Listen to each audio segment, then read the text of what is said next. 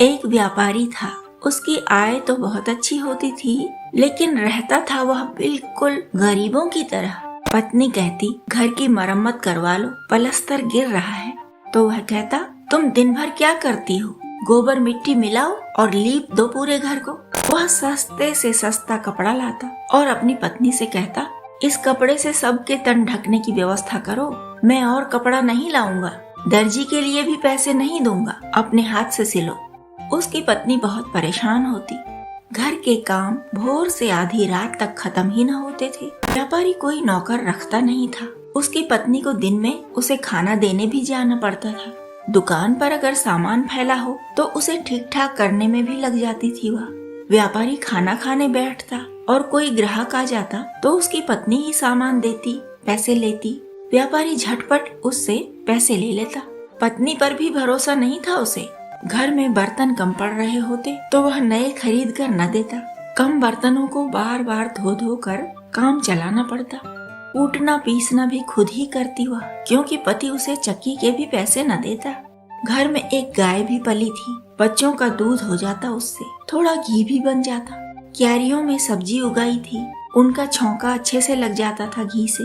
बाजार से सब्जी लाने के पक्ष में नहीं होता व्यापारी। घी खरीदने का तो सवाल ही नहीं उठता। फटी साड़ियों को पैबंद लगा लगा कर पहनती थी उसकी पत्नी, पर उस समृद्ध व्यापारी को कभी न शर्म आती थी और न दया आती थी। बच्चे भी छोटी छोटी चीजों के लिए तरस कर रह जाते।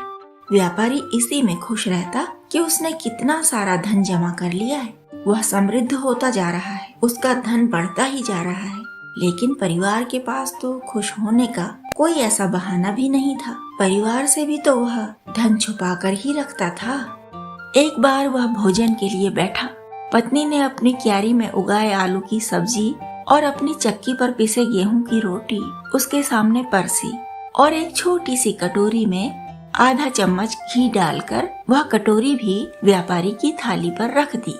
गांव का एक व्यक्ति तभी उससे मिलने आया। पूरा गांव तो उस व्यापारी की कंजूसी को पहचानता ही था। उसकी हरकतों को सभी लोग ध्यान से देखते थे। वह व्यक्ति भी देखने लगा कि यह व्यापारी कैसे रोटी खाता है, कितनी रोटी खाता है। तभी एक मक्खी उड़ती हुई आई और व्यापारी की थाली में रखी घी की कटोरी में गिर गई। व्यापारी की पत्नी ने कटोरी उठाई, वह घी फेंकने ही जा रही थी कि व्यापारी ने कहा, अरे अरे, घी क्यों फेंकती हो? घी खराब नहीं होता। अगर मक्खी खाने की वस्तु में गिरे तो मक्खी को हटाना चाहिए, खाने को नहीं। पूरा खाना थोड़े ना फेंकना चाहिए। उसकी पत्नी मक्खी निकालने जा रही थी तो व्यापारी ने कहा, जाकर देखो तो, मुन्ना जग गया है शायद। मुझे उसके रोने की आवाज सुनाई दी है, मक्खी में निकाल लूंगा। पत्नी दूसरे कमरे में मुन्ना को देखने गई तो व्यापारी ने कटोरी से मक्खी को निकाला। मक्खी पर घी लगा था। उसने मक्खी को चाटा। तब भी उसे लगा, इस मक्खी ने मेरा बड़ा नुकसान कर दिया। इसके शरीर पर तो बहुत घी लग गया है। मुझे अपना घी तो वसूल करना ही चाहिए। व्यापारी ने मक्खी को चूसा और तब तक चूसता रहा जब तक उससे तनिक सा भी घी का स्वाद मिलता रहा।